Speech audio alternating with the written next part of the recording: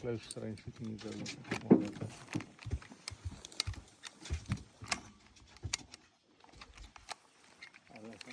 The dogs are crying out.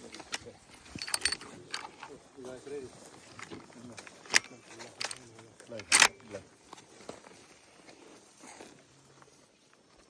Gidelim.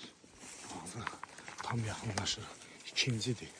Afrikada ikinci vəhşinin ovuna gedirik. Bu birinci çox ciddi oldu. Yəni Allah qorudu, Allah bizi qorusun.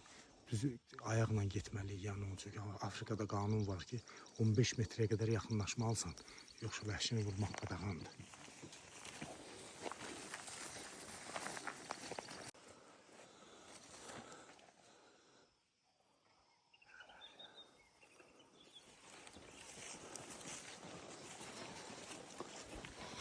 She's looking at that one, yeah. You say exactly.